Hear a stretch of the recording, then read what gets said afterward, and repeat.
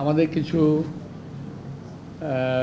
আমাদের দেশীয় সাংবাদিক তারা এটাকে টুইস্ট করেন, আবার বিদেশি কিছু সরকারি সাংবাদিক আছে, সরকারি বলি আমি ওদেরকে, সরকারি, ওরা ওদেরকে সরকারে না নিয়ে এই গভর্নমেন্ট ভুল করে ফেলছে আর কি। এই গভর্নমেন্টের উচিত ছিল তাদেরকে সরকারে নেওয়া। তো তারা আবার খুব ক্ষিপ্ত হয়ে যায়। আমার বক্তৃতাগুলোকে কাটপিস করে এমনভাবে জনগণের সামনে হাজির করা হয় যাতে জনগণ আমাকে ভুল বুঝে। এই জন্য এখন বক্তব্য দিতে একটু খুব হিসাব করে দিতে হয়।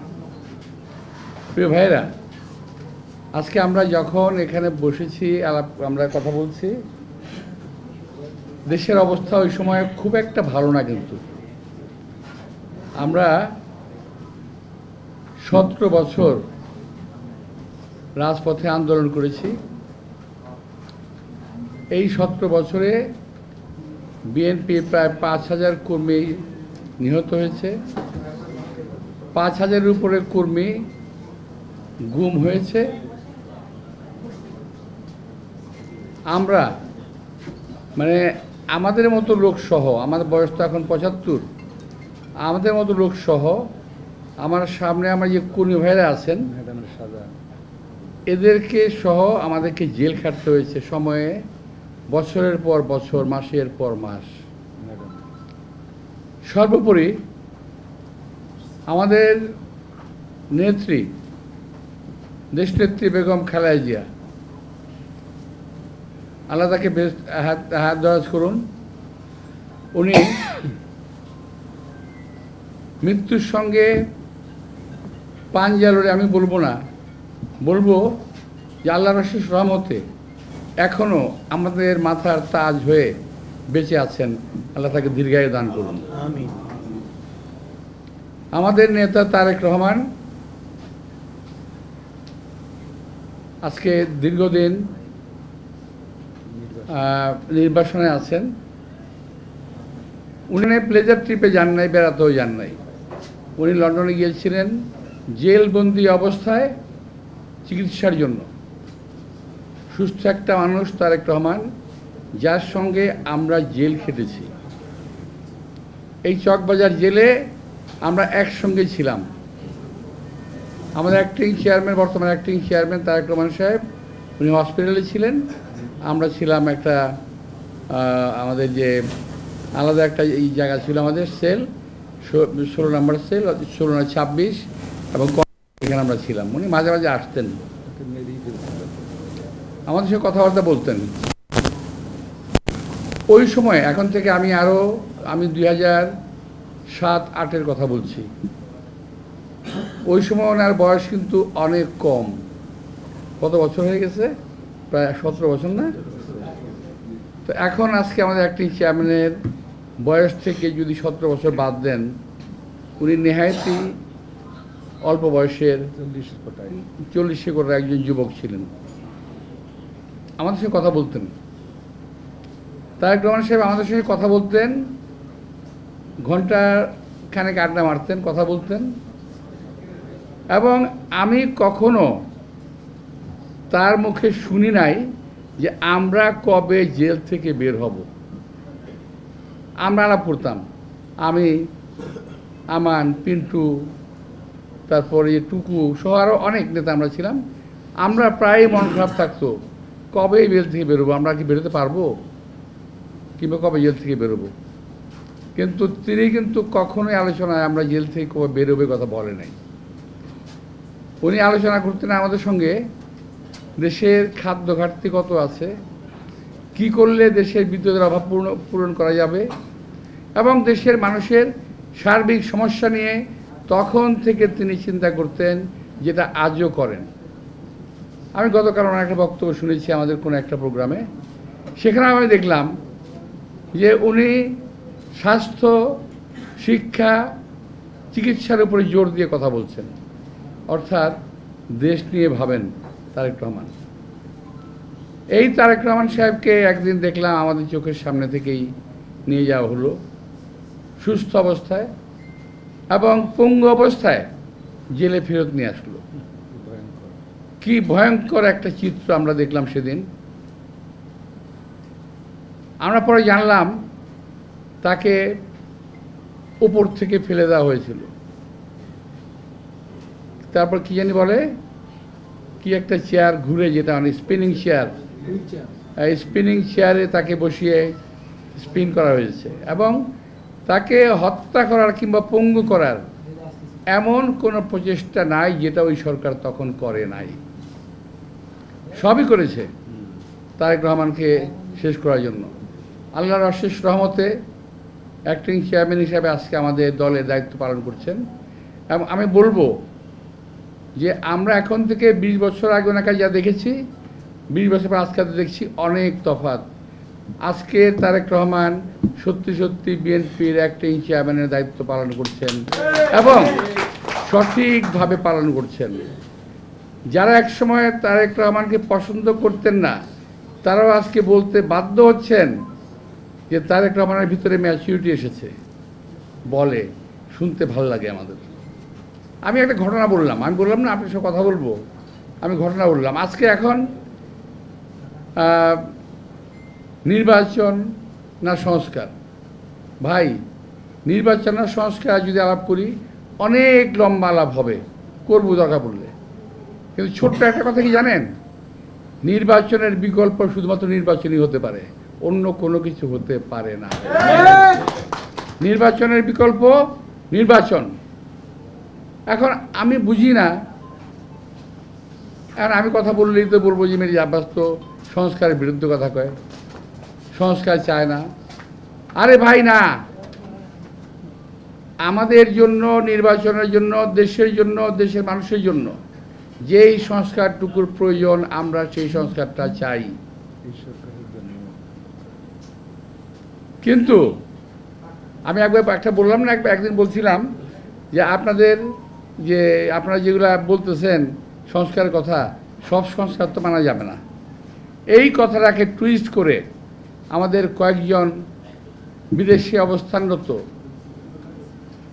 তথাকথিত সাংবাদিক টুইস্ট করে এমনভাবে বলল বিএনপি সংস্কার চায় না, মির্জা আব্বাস সংস্কার চায় না। এমনকি সালমান রহমানের টাকা খেয়ে যার স্বাস্থ্য চেহারা মোটা হয়েছে এমন লোকটা প্রায়ই আমার বিরুদ্ধে দেখবেন ইসে আসে, ফেসবুকে আসে, উনি প্রায় বলেন কেন মানবেন না, আপনাদের কি স্টেক আছে, কেন মির্জা আব্বাস আপনি মানবেন না? আরে ভাই, তোমার যেমন বিদেশে পালায় থেকে কথা বলার অধিকার আছে, আর আমার কি দেশে থেকে কথা বলার অধিকার নাই? আমি এই দেশে থেকে মৃত্যুদণ্ড মাথায় নিয়ে, জেল জুলুম মাথায় নিয়ে, জেলে থেকে আমার সহকর্মীদের নিয়ে আমি জেলখানায় থেকেছি। এই দেশেই আছি, পালিয়ে যাই নাই। আপনারা তো পালায় গিয়ে লম্বা লম্বা কথা বলতেছেন, আপনারা তো জীবনে কোনোদিন দেশে আসবেন না। শোনেন, আমি আপনাদের উদ্দেশ্যে বলতে চাই, যারা ভাই আমার বাইরে আছেন, যারা বিশেষ করে এই যে ইউটিউবার যারা আছেন, আপনারা যারা আছেন, আপনাদের প্রতি সম্মান রেখেই বলতে চাই, ভাই আমরা রাজনীতি ছেড়ে দেবো, আপনারা একটু দেশে আসেন। আপনাদের অনেক জ্ঞান, আপনাদের অনেক বুদ্ধি, আপনাদের জ্ঞান বুদ্ধি আমাদের অনেক প্রয়োজন। আপনারা দয়া করে দেশে আসেন, বুদ্ধি দেন, কথা বলেন, কাজ করেন, মেনে নেব। আমরা রাজনীতি করবো না, আপনারা আসেন না, দেশে আসবেন না, আবার টিটকারি মেলা কথা বলবেন, সমালোচনা করবেন, জাত গোষ্ঠী উদ্ধার করবেন। এগুলো কেমন কথা হইল রে ভাই? মিথ্যা কথা বলবেন, অপপ্রচার করবেন, অপকথা বলবেন, কথা বলবেন, কুকথা বলবেন, একটা মানুষের চরিত্র হরণ করবেন। এগুলো কি? এগুলো কোনো রকম গঠনমূলক কাজ না। আপনারা দেশে বাইরে থেকে অনেক কিছু করতেছেন, করেন, ভালো, অনেক ভালো, আমাদের অনেক ভালো লাগে। কিন্তু দেশের বাইরে থেকে এই দেশের রাজনীতিবিদদের চরিত্র হনন করার কোনো অধিকার আপনাদেরকে দেওয়া হয় নাই। আপনারা বসে বসে চরিত্র হনন করছেন, মিথ্যা কথা বলছেন। তা আমি একটা কথা প্রসঙ্গে বলি, আমার ভাইরা যারা সামনে আছেন, আপনারা ফেসবুক চালান নাকি? চালান? জবাব দেন না কেন? জবাব নাকি ফেসবুকের মধ্যে উল্টোপাল্টা কথা লেখে, জবাব দিয়ে দিয়েন, এগুলারে সোজা হয়ে যাবে। জবাব দেবেন, এগুলোর প্রতি জবাব দিয়ে দেবেন যা আপনারা জানেন সত্যিকার কথা। ওরা তো টাকা কামানোর জন্য এগুলো বলে, বলুক, আপনাদের টাকা কামানোর দরকার তো নাই, আপনি যে অপরাধ দিয়ে দেবেন মানুষজন জানবে। তো প্রিয় ভাইয়েরা, আজকে আমাদের দেশের যে বর্তমান অবস্থাটা, নির্বাচন সংস্কার, আমরা সংস্কারও চাই, আমরা নির্বাচনও চাই। কোন সংস্কারটা চাই? যেটা দেশের মানুষের জন্য প্রয়োজন।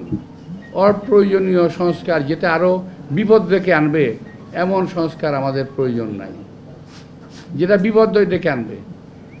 এখন একটা জিনিস, এখন তো সরকার চলতেছে, একটা সরকার আছে ভালোই, আমরা কথা বললে তো আবার কত মুখে কত কথা হবে, কিন্তু আমি তো কথার মুখ সামাল দিতে পারি না ভাই। আমরা খেয়াল করলাম, এক ভাই বলল আমাদের ওই যে ন্যাশনাল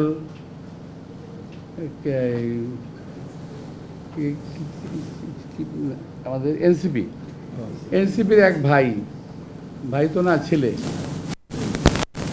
আমি দুঃখিত, ওই বয়সে আমি কমিশনার হই নাই, আমি কমিশনার হয়েছিলাম 27 বছর বয়সে, 1977 সালে। কমিশনার থেকে 5 বছর কমিশনার থেকে অভিজ্ঞতা অর্জন করে তারপর রাজনীতিতে জিয়া রহমান সাহেবের সঙ্গে রাজনীতি করা শুরু করি, আজকে এই পর্যন্ত আসছি। তো এখন আমাদের এই সন্তান তুল্য এই ছেলেদেরকে কী বলে অ্যাড্রেস করব, আমি ঠিক বুঝতে পারি কি, আমি ছেলে ভালো ছেলে,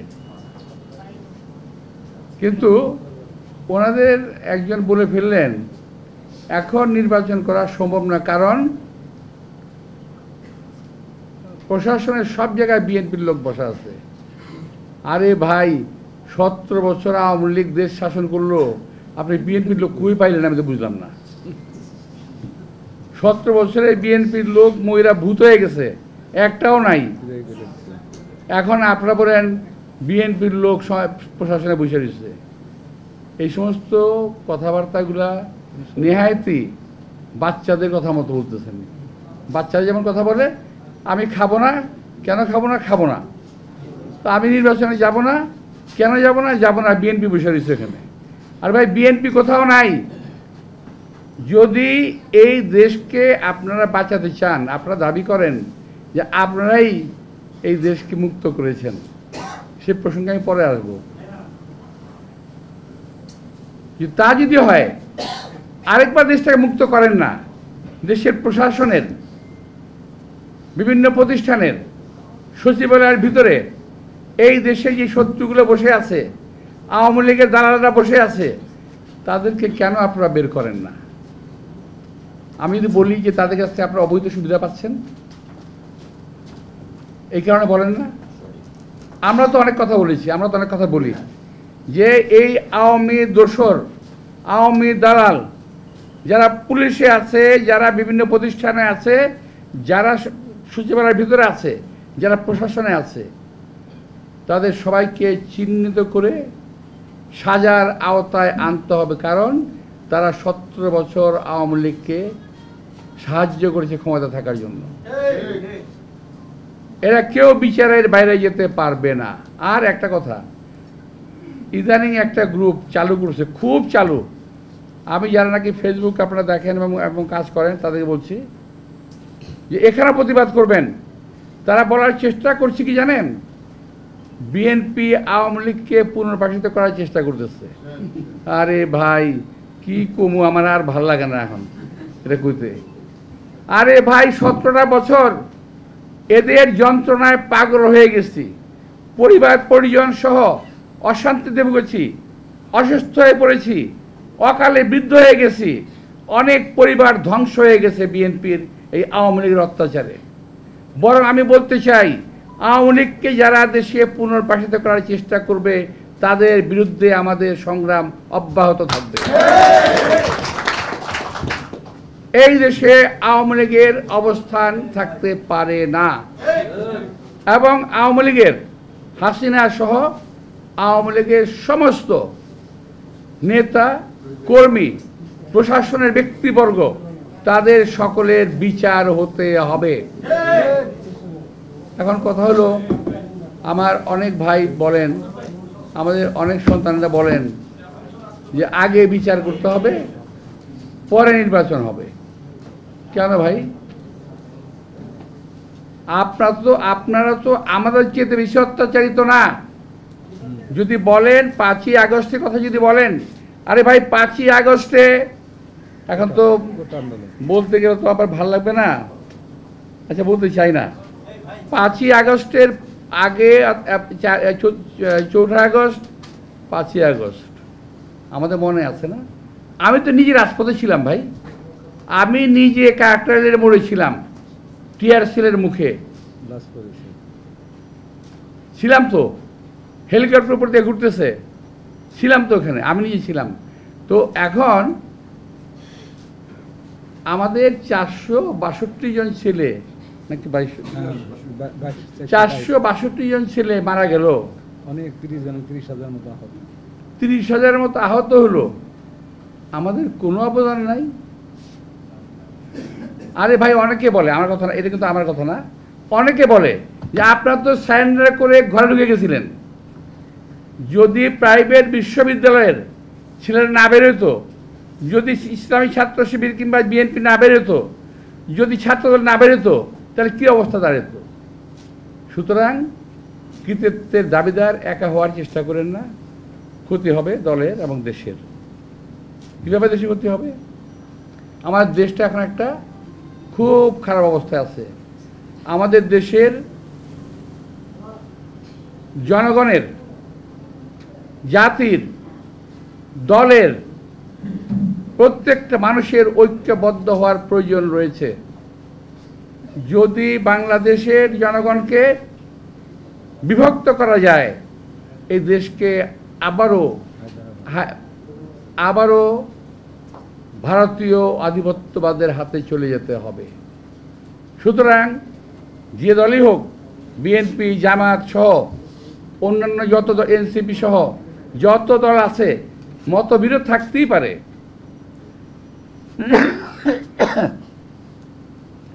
মতবিরোধ থাকতেই পারে আমাদের, কিন্তু জাতীয় স্বার্থে, দেশের স্বার্থে আমাদেরকে একটা কথা মনে রাখতে হবে, ঐক্যবদ্ধ থাকতে হবে। যদি বাঙালি জাতির, বাংলাদেশের জনগণের একটাই কিন্তু শক্তি, আমাদের খুব শক্তি নেই, আমাদের অনেক অস্ত্র নাই, আমাদের অনেক কিছু নাই, কিন্তু একটা জিনিস আছে, সেটা হলো ঐক্য, যেটা আমরা জুলাই আগস্টে প্রমাণ করেছি। জাতীয় ঐক্য, এই দেশ থেকে স্বৈরাচারকে বিদায় করতে পেরেছি আমরা। আরেকবার ঐক্য হয়েছিল আমাদের কখন? 1971 সালে মুক্তিযুদ্ধের সময় পুরো জাতি, কিছু লোক ছাড়া পুরো জাতি ঐক্যবদ্ধ হয়েছিল। এখনো এই দেশের স্বাধীনতা, সার্বভৌমত্ব রক্ষা করার জন্য আমাদের যেমন ঐক্যবদ্ধ থাকতে হবে, তেমনি আমাদের বিপরীত শক্তি আমাদেরকে দ্বিধা বিভক্ত করার জন্য চেষ্টা করছে, সেদিকে আমাদের খেয়াল রাখতে হবে। প্রিয় ভাইয়েরা, আমি আবার ওই জায়গায় যাব, ওই যে সোশ্যাল মিডিয়ায় শুধুমাত্র দেশের ভিতরে একটা অস্থিতিশীল অবস্থা, পরিস্থিতি তৈরি করে রাখা, যে কোনো অবস্থাতেই হোক। তো এদের কাছ থেকে সাবধান থাকবেন এবং প্রয়োজনে জবাব দেবেন। জাতির এবং বিবেক এখনো অন্ধ হয়ে যায় নাই, দু একজন লোকের কথায় সব শেষ হয়ে যায় নাই, শেষ হয়ে যাবে না।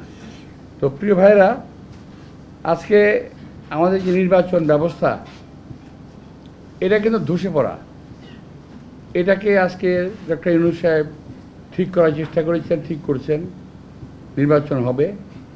কিন্তু নির্বাচন নিয়ে কোনো রকম ধোঁয়াশা সৃষ্টি করা যাবে না, যদিও এখন কিন্তু নির্বাচন নিয়ে একটা ধোঁয়াশা সৃষ্টি হচ্ছে।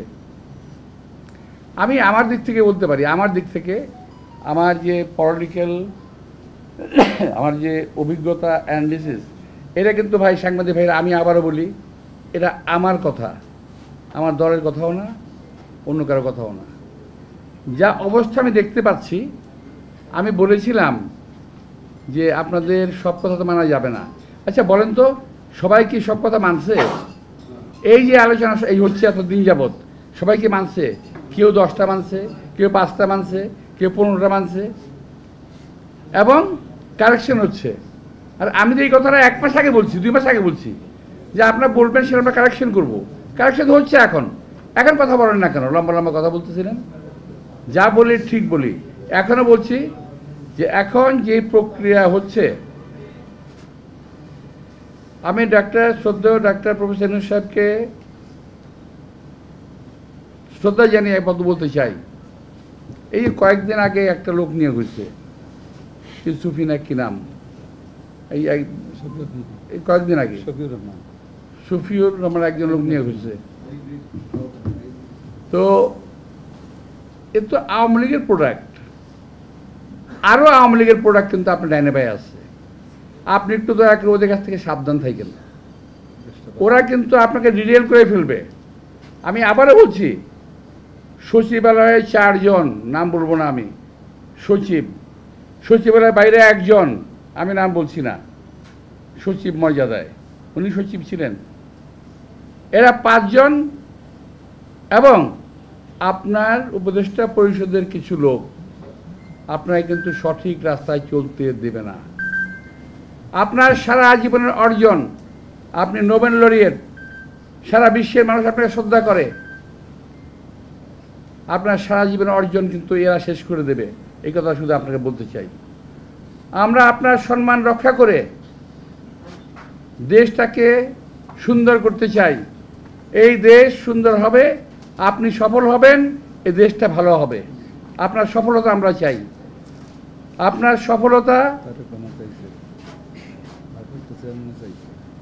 সফলতা আমার দেশে মানুষ চায়, আমরা চাই। আমার নেতা তারেক রহমান সাহেব, তিনিও চান যে আপনি সফল হন। আপনার সফলতার উপরে নির্ভর করছে আমাদের দেশের স্বাধীনতা, সার্বভৌমত্ব। তাই আমাকে ভুল বুঝলেন না কেউ। আমিও বলতে চাই যে আপনি দয়া করে এদের কাছ থেকে সাবধান থাকবেন। একে অপরকে আমরা দালাল বানাচ্ছি, এটা যেমন ঠিক না, আবার দালাল যে আছে এই কথা অস্বীকার করা যাবে না। সুতরাং এদেরকে চিহ্নিত করে এদের হাত থেকে বেঁচে থাকবেন। আজকে আমি জনগণের প্রত্যাশা অনুযায়ী এই নির্বাচন কমিশন নির্বাচন দেবেন, এবং ডক্টর ইউনূস সাহেব বলেছেন ডিসেম্বরে না হোক জুনে হবে। এই কথাটাই আমাদের একটা বিব্রতর অবস্থা ফেলে দিয়েছে যে একবার বললেন ডিসেম্বর, আবার বললেন জুন। এই যে আপনাকে একটা বিব্রতর অবস্থা ফেলছে, এটা আপনি নন। আমি শ্রদ্ধেয় ইউনূস সাহেবকে বলতে চাই, এটার জন্য আপনি দায়িত্ব বহন করেন না। আপনি ডিসেম্বরে বলার পরই আপনার অন্য একজনকে বলে দিল জুনে, পরে আপনি এটা এন্ডোর্স করলেন। কিন্তু এই যে বিষয়টা, এর মধ্যে আমি বেশ ভালো একটা সন্দেহ করার মতো যথেষ্ট যুক্তি আছে যে এই নির্বাচনটা যেন না হয়।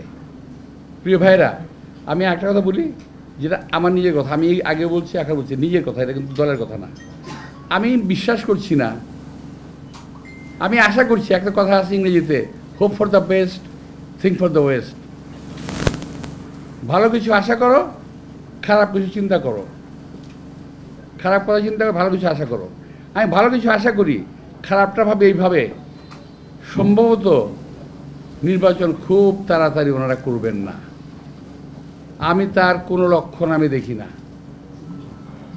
কয়েকটা দল যা শুরু করছে, এইটা না হইলে নির্বাচন হবে না, ওইটা না হইলে নির্বাচন হবে না, এইটা না হইলে নির্বাচন হবে না। যদি এগুলো হতে থাকে, নির্বাচনে কেমনে হবে ভাই? কেউ কেউ বলেই ফেলেছেন যে আমরা নির্বাচনে যাব না। আরে ভাই, কয়েকদিন আগে হলে আপনার নির্বাচনে গেলেই কি না গেলেই কি, আপনার চিন্তকেরা বাংলাদেশে, কারণ আপনারা নির্বাচন যাবেন না, ধমক দেন, কোনো লাভ নাই। আমার মনে হয় নির্বাচনটা যথাসময়ে আমরা আশা করতে পারি। আমি খারাপ কথা বললাম যে hope for the best, think for the West, আমি খারাপ কথা বললাম। খুব দ্রুত নির্বাচনের সম্ভাবনা কম। আর ভালো কথা বললাম যে আমি আশা করছি নির্বাচনটা হবে। এখন এই যে দূরে কথা বললাম ভাই, কোনটা লিখবেন আপনারা? কোনটা লিখবেন? খুবই যে লিখে যাই যে নির্বাচন হবে না লিখবেন, না নির্বাচন হবে লিখবেন। ভাই লিখলে দুইটা ভালো করে লিখেন, এটা কিন্তু উল্টাপাল্টা করেন না, বুঝছেন? এমনি এমনি লেগে রয়েছে ব্লগার আমার পিছনে। তো তো যাই হোক, তো আর একটা কথা ভাই, সাংবাদিক মাধ্যমে বলি, আমার সম্পর্কে এই বেশ ভালো ভালো কথা আজকাল ব্লগাররা লিখতেছে। তো এখন আমি মনে মনে খুব চিন্তা করলাম, বেটারা আমার বিরুদ্ধে এভাবে উল্টোপাল্টা কথা লিখতেছে, খুব আজে বাজে কথা লিখতেছে, মনটা খারাপ হয়ে যায়, আসলে খারাপ হয়ে যায়। কিন্তু দেখলাম ও মা আমি না, আমাদের মির্জা ফখরুল ইসলামগুলো ধরছে, তারপরে দেখলাম খসরু সাহেবেরও ধরছে, তারপর দেখলাম সালাদুল সাহেবেরও ধরছে, আমার ভাতিজা ইশতাক সাহেবের ইশতাককে ধরছে। আমাদের গতকাল দেখলাম অ্যাক্টিং চেয়ারম্যান তারেক রহমান সাহেবকেও বলছে, ওরা বলছে আরেক লোক। অর্থাৎ আপনি খেয়াল করে দেখেন, অন্য কোনো জুনিয়র নেতার সম্বন্ধে কিন্তু কিছু বলতেছে না, শুধুমাত্র যারা বিএনপির মধ্যে একটু মানুষজন লাইক করে পছন্দ করে যাদেরকে, এদের বিরুদ্ধে লিখতেছে কয়েকটা লোক। এবং আমি মনে করি এই লোকগুলো দেশ এবং জাতির শত্রু।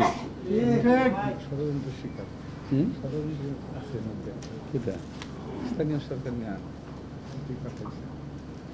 নিয়ে তো অনেকে বলে স্থানীয় সরকার নিয়ে নির্বাচন না হলে অন্য নির্বাচন হবে না। ভাই এগুলো নিয়ে আমি আগিয়ে দিতে চাই না, অনেক কথা বলে ফেলেছি। তো যা যা বলছি এটাকে যদি একটু সামাল টামাল দিয়ে আপনারা লিখতে পারেন, মানে যদি বাঁচবো, নাহলে কিন্তু এই ব্লগাররা যে কী করবো এটা আল্লাহ জানে। এইবারে পোস্টমর্টেম কইরা এক এক অংশ এক জায়গায় ফেলাই দেবো নিয়ে। তো এটার দিকে যদি আপনারা যদি দেখেন, যদি পান, আপনি একটু দয়া করে একটু প্রতিবাদ করেন, দয়া করে ভাই প্লিজ। আমি এই অত্যাচারে একটু কে আমি একটু এর কি দিছি কে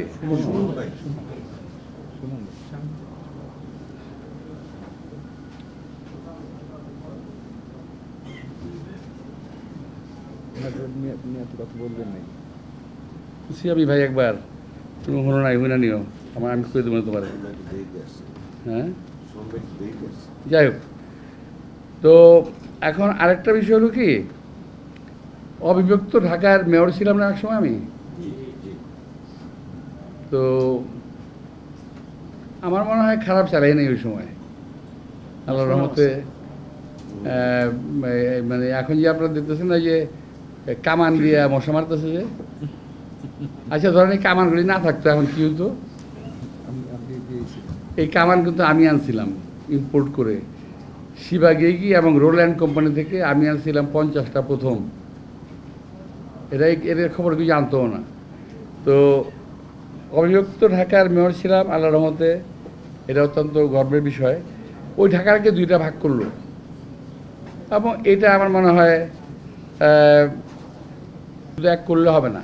এখন ঢাকা অনেক বড় হয়েছে, এক করলে হবে না, প্রশাসনের একটা সুবিন্যস্ত একটা প্রশাসন তৈরি করতে হবে।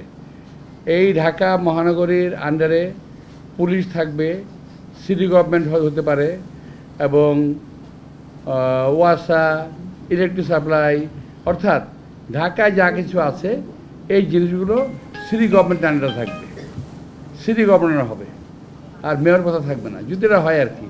এটা অফ দি রেকর্ড বললাম, এটা যেহেতু আমাকে লেখা গিয়ে দিচ্ছিল এই কথাটা বললাম। যাই হোক, আমি আপনাদেরকে আশা করি নির্বাচন সম্পর্কে আমার কথা বলতে পেরেছি।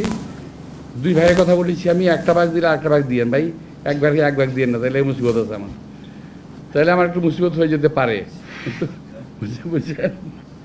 তো এখন সকলের কথা বলার অধিকার আছে ভাই, আমরা অনেক কষ্ট করে কথা বলার অধিকার আদায় করলাম, এটাই খালি ওই কয়েকজন লোকের জন্য না, আমাদের জন্য, আমাদেরও কথা বলার অধিকার আছে। আপনাদের কথা আপনারা বলেন, আমি বলছি সত্যি কথাটা বলেন, মিথ্যা কথা বলে কারো চরিত্র হনন করেন না, যেটা সত্যি সেটাই বলেন, আপত্তি কিছু নাই। কিন্তু মিথ্যা কথা বলে কিছু কিছু লোক আছে বিশ্বাসযোগ্য মিথ্যা কথা বলতে পারে। এই বাংলাটা শুনছেন? বিশ্বাসযোগ্য মিথ্যা কথা, মিথ্যা কথা কিন্তু আপনি বিশ্বাস করতে বাধ্য। এত সুন্দরভাবে বলা। এত সুন্দর করে একটা মিথ্যা কথা বলবে যে সেই মিথ্যা কথা আপনি বিশ্বাস করতে বাধ্য হবেন। তো আল্লাহ তাআলা তাদের গুণ দিছে, তারা বিশ্বাসযোগ্য মিথ্যা কথা বলতে পারে, তারা বিশ্বাসযোগ্য কাগজপত্র তৈরি করতে পারে ওখানে বসে বসে, কিন্তু তারা দেশে আসার কোনো সুযোগ তারা পায় না। এখন আমি তো বুঝলাম না, এখন তো দেশ স্বাধীন, সমস্ত মামলা নিয়ে আসামিরা বিদেশ থেকে ফেরত আসছে বাংলাদেশে, আপনারা কেন আসেন না রে ভাই? আপনারা কেন আসেন না দেশে? আপনাদের তো দেশের প্রয়োজন। আমি বলতে যাচ্ছি এই দেশের মানুষের আপনাদেরকে প্রয়োজন আছে, আপনারা আসেন, আপনারা আইসা দায়িত্ব ভার নেন, কথাবার্তা বলেন, কাজ করেন, অনেক কাজে লাগবে, কিন্তু আসেন না কেন ভাই? এই জবটা একটু দিয়েন। শেষ করে আমি আপনাদের সবাইকে আন্তরিক শুভেচ্ছা এবং ধন্যবাদ জানিয়ে এতক্ষণ পর্যন্ত আমার প্রলাপ শোনার জন্য আপনাদেরকে আমি আবারও ধন্যবাদ জানিয়ে বক্তব্য